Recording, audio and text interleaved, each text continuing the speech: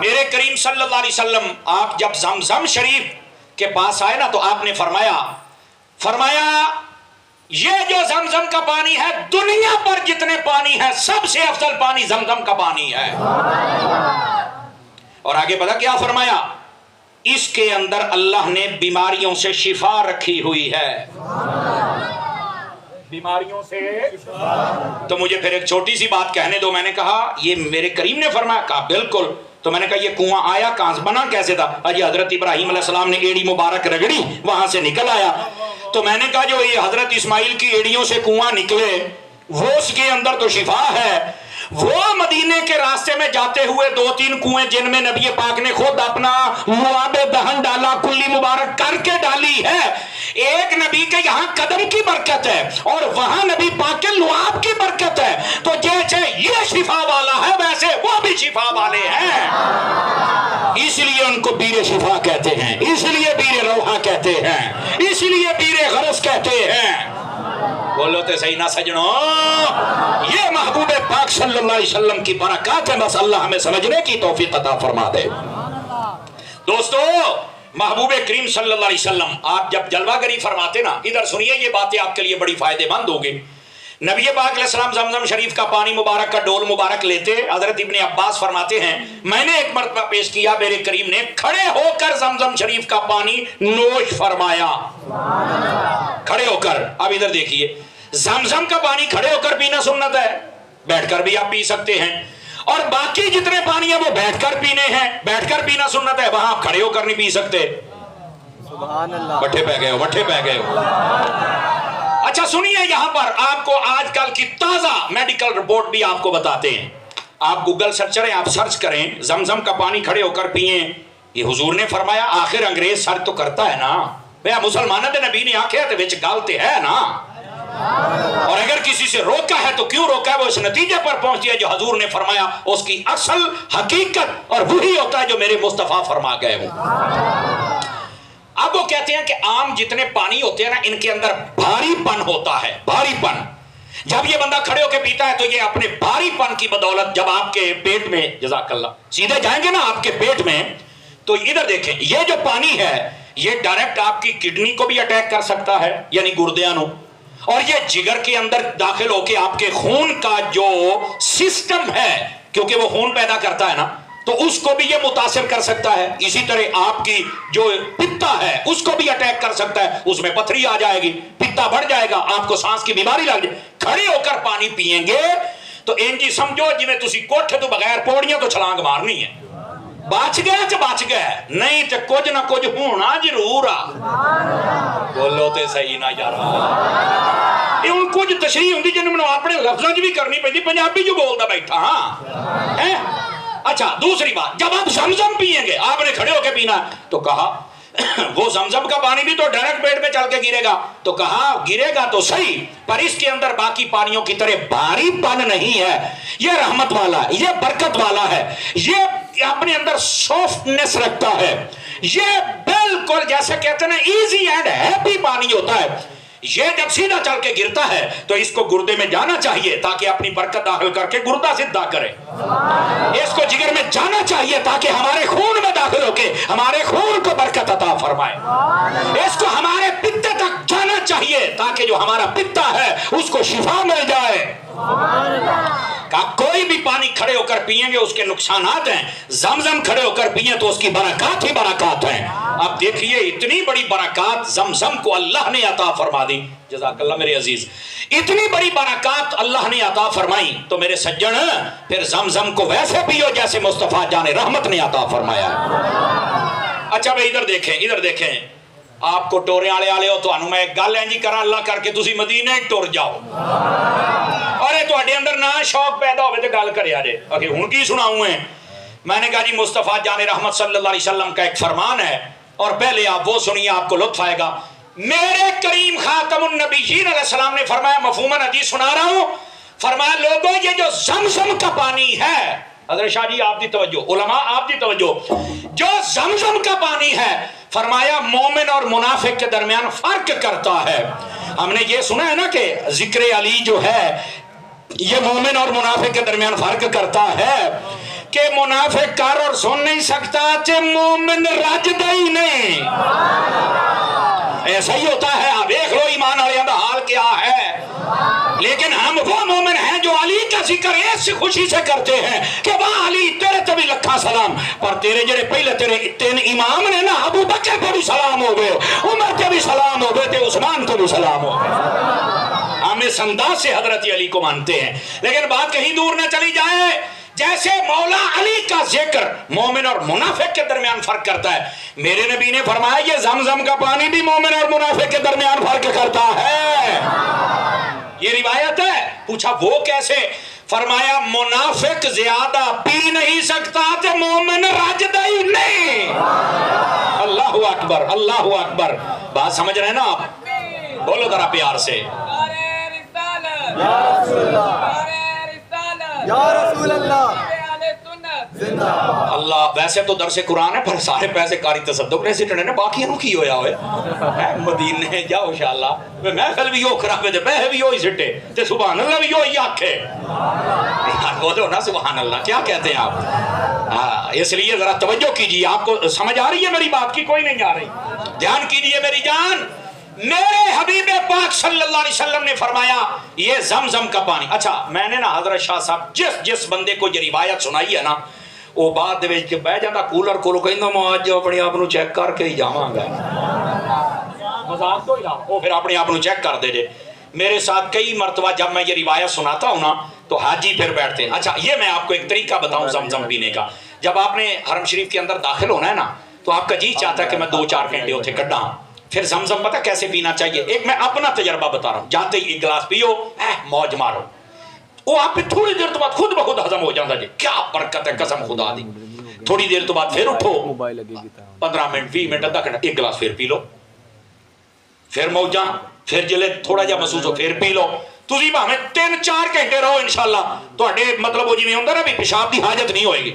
تے جدوں تسی نکلن لگو نا اس ویلے کم از کم کدی 12ویں دے 12 گلاس پی کے نکلے نا. یقین اللہ تے کرو. تسی اگر ایک کر کے دیکھو اور جدو کھل کے آئے گا نا یورن تے تو انہوں محسوس ہوئے گا بھی پتہ نہیں کیڑیاں مصیبتاں تے جناب کیا بلاواں نکل گئی ہیں. جہوڑے ہو جاؤ گے تسی. وہاں اگر زیادہ پیئیں گے تو تھوڑی دیر کے بعد ہو سکتا ہے اے سی بھی چل رہے ہوتے ہیں تو آپ کو حاجت پیشاب کی ہو سکتی ہے, پھر آپ کو حرم شریف سے باہر آنا پڑے گا.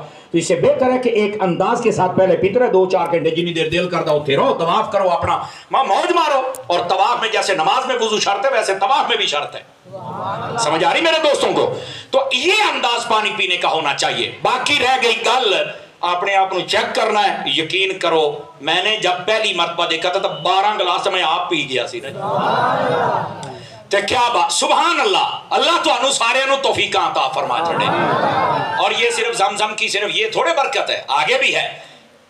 حضرت امام بخاری رحمت اللہ علیہ در منصور اور دیگر کئیاں کتاباں دے وچ موجود ہے. امام بخاری رحمت اللہ تعالی علیہ آپ فرماتے ہیں کہ ہم نا خانہ کعبہ میں تھے اور محدث ہیں حضرت امام عیینہ, بعد نے کہا سفیان بن عیینہ, یہ بہت بڑا حدیث کی دنیا کا نام ہے.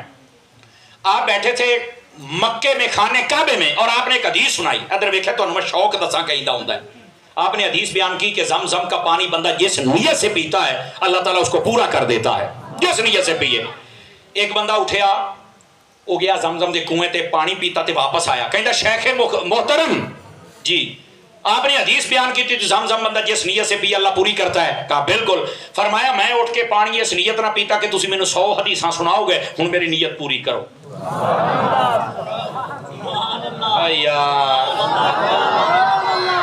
تو اس محدث نے بھی یہ نہیں کہا کہ لبی کیڑی تو نیت تو کیتی ہے تو سناواں میں.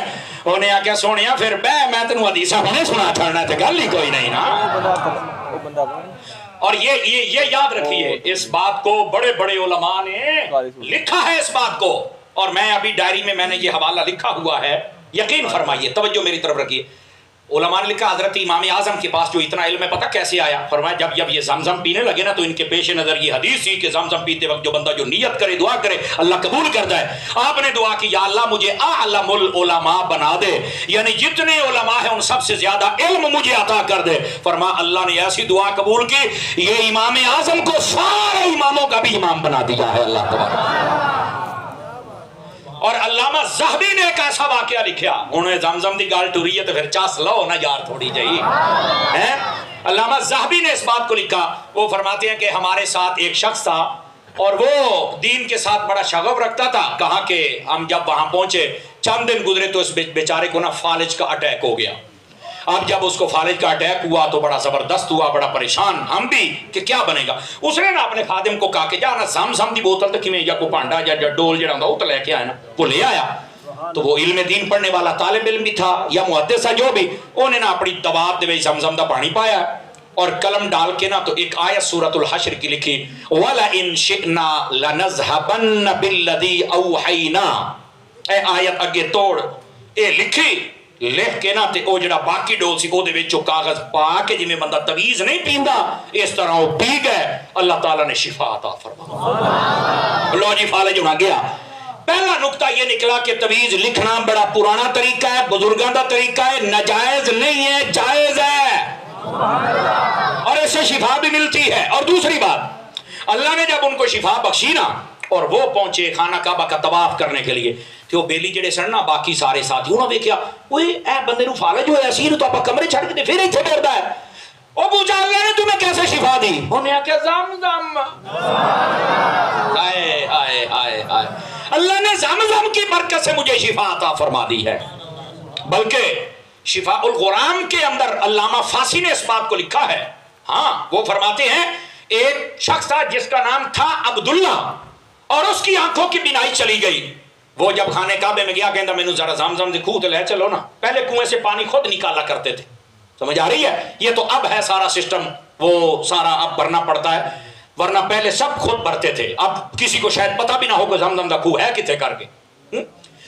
عبداللہ کو وہاں لے کے گئے، انہوں نے کہا پانی کا ڈول نکالو، نکالا تے پانی کٹ کے نہ تے انج اپنی اکھاں دے وچ پاؤن لگ پے تے نال کہندے نے ربا سونیا تیرے حبیب دا فرمان ہے کہ جڑی نیت دے نال زمزم نو بندہ پیوے تے وہ پوری ہوندی ہے، تے میری نیت یہ سی کہ مینوں اکھاں دے تے نال یہ بھی میں ایک روایت دا مفہوم پڑھیا ہے کہ زمزم کے پانی کو دیکھنے سے اور اس کے قریب آنے سے بندے کی آنکھوں کی روشنی تیز ہو جاتی ہے۔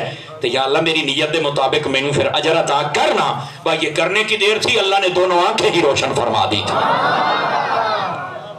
یہ زمزم کی کوئی برکت عام نہیں ہے، علماء نے لکھا ہے جو بندہ زمزم کے ایسے 3 چلو نہ اینج تھوڑا جا گلاس پانی پا کے اینج اپنے سر تے پا چھڈے نا، اللہ تعالیٰ نہ دنیا میں ذلیل ہونے دیتا ہے نہ حشر میں ذلیل ہونے دے گا۔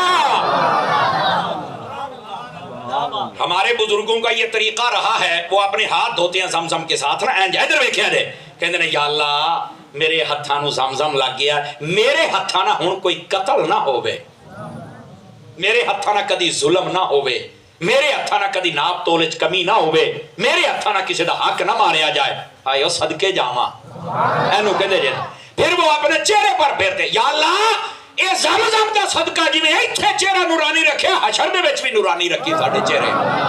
او میرے بھائی اب یہ تو داستان چل پڑی ہے اور وقت کا دامن بہت تیزی سے آگے کی طرف بڑھ رہا ہے۔ میں ذرا یہ تو عشق دی گل ہے، ہجے تے آپ عرفات گئے ہی نہیں، ہجے تے مینا آپ بڑے ہی نہیں، یقین اللہ تے کرو، اللہ دے بندیو ہجے تو آپ شیطان دی پھینٹی لائی کوئی نہیں، یقین اللہ تے کرو۔ کیا میں تمہیں داستانے سناؤں؟ بہرحال گل سن کے سواد آیا ہے، نیت کرو یار، نیت کرو کہ ہم حج بھی کریں گے، ہم عمرہ بھی کریں گے اور پھر جوانی میں کریں گے، بڑھاپے میں نہیں کریں گے۔ اپنے آپ کو آگے لے کے آئیے، میں بس 2-4 منٹ آپ سے اور گفتگو کروں گا، اس کے بعد چونکہ درس قرآن کا ماحول ایسا ہی ہونا چاہیے، وہ نہ ہوئے تسی آکھو بھی پہلی باری آیا تو 1.5 گھنٹہ لا گیا ہے، جب مجھے پتہ ہے آپ محبت کرتے ہیں، اللہ آپ کو جزا بخشے، لیکن جو اتنی بڑی تعداد ہے مجھے ان کی بھی فکر رہتی ہے نا جی۔ آئیے ذرا گفتگو کو سمیٹنے کی طرف آئیں۔ بندہ جب زمزم پیتا ہے، سعی کرتا ہے، مینا عرفات مزدلفہ اپنے مناسک ادا کرتا ہے، طاہرانہ میں نے کلام پہلے کر دیا، ہون جانا ہے حج تے مور روان واسطے تے جانا بھی مدینے ہے، سمجھ آ رہی ہے؟ میرے نبی کریم علیہ السلام نے ارشاد فرمایا من حج فلم یزرنی فقد جفانی، فرمایا جس نے حج کیا اور بعد میں وہ مدینے مجھے ملنے نہیں آیا، فرمایا وہ بے وفا ہے۔ اگر کسی کی فلائٹ کا شیڈول ایسا ہو کہ وہ پہلے مدینے چلے گئے اور بعد میں ان کو وہیں سے مکے سے ہی واپس آنا تو یہ ایک الگ مسئلہ ہے، اور اگر علماء فرماتے ہیں قرآن کی آیت کے مطابق یہ بھی ٹھیک ہے کہ بندہ پہلے مدینے سے ہو کے آئے. کیوں؟ اللہ نے فرمایا وَلَوْ أَنَّهُمْ إِذْ ظَلَمُوا أَنفُسَهُمْ جَاءُوكَ فَاسْتَغْفَرُوا اللَّهَ وَاسْتَغْفَرَ لَهُمُ الرَّسُولُ لَوَجَدُوا اللَّهَ تَوَّابًا رَحِيمًا. اللہ فرماتا ہے کہ اے محبوب اپنے امت سے فرما دے جب تم سے گناہ ہو جائے نا تو سیدھے مصطفیٰ آپ کے پاس آ جائے. آپ جب ان کی سفارش کر دیں تو اللہ تعالیٰ ان کی بخشش و مغفرت فرما دے گا. تو وہ حاجی پہلے حضور کی بارگاہ میں جائے اور جا کے اقرار کرے یا رسول اللہ میں گناہگار ہوں, میں تواڈے کول آ گیا, مہربانی کرو میری سفارش کرو. تواڈی کہن دی ٹھلے سائیاں نے تواڈا کام ویسے ہی کروا دیا. وہ جا رہی ہے تو پہلے مدینے میں چلے جائیں تو پھر بھی بندے کے پاس علم ہونا چاہیے کہ ہن میں تے کرنا کیا ہے. آئیے 2 حدیثیں میں اور سنا کے پھر آپ سے اجازت چاہوں گا. توجہ ہے, تھکے تو نہیں ہے میرے سجنوں؟ سنیے گا ذرا. فرمایا کہ جو محبت سے, اب یہ مفہوماً سنا رہا ہوں, جو محبت سے مدینے میں جاتا ہے, فرمایا اے گل ہوں جی میں کرنی, میں دوبارہ پھر رکیا تھوڑی نا توجہ سجے کھبے ہوئی ہے تو میں نہیں چاہتا کہ تسی یہ گل نو بھول جاؤ کس طرح. فرمایا جو پیار محبت عشق جو بھی لفظ تسی یوز کر لو, فرمایا وہ جب مدینے میں جاتا ہے نا شوق اور طلب کے ساتھ, فرمایا اللہ کے فرشتے رحمت کے گلدستے دے کر اس کا استقبال فرماتے ہیں. اچھا میرے ایک سید صاحب دوست ہیں, وہ اس وقت حج پہ گئے ہوئے ہیں. انہوں نے نا وہ پچھلے سے پچھلے سال میرے حج پر تھے, ڈاکٹر نقیبی شاہ صاحب ملتان کے. وہ مجھے فرمانے لگے, میں پوچھا میں کہ شاہ جی اے جڑا روایت ہے کہ جب بندہ مدینے میں آتا ہے شوق اور طرف لے کر تو فرشتے اس کا استقبال کرتے, اے دا پتہ کیویں لگے؟ پتہ کیویں لگے؟ کہا جی یہ شارحین نے لکھا ہے. تو میں کیا کی ہے؟ فرمانے لگے انہوں پتہ کیویں چلدا ہے, جوں جوں نیڑے آਉਂدا ہے نا اکھاں دے وچوں ہنجو چل پیندے. حضور میں تواڈے شہر آؤں بیٹا گناہگار میرے نصیب. اور فرمایا دوسری اس کی نشانی یہ ہے, گڈی جدو مدینے وڑدی نا تو وہ کدی ادھروں شیشے چ ویکھدا ہے یار کتھے حضور دا قربت, کدی ادھر وے. فرمایا آ جڑا شوق ہے نا سمجھ لو کہ اونوں فرشتے رحمت والا گلدستہ دے کے چلے گئے.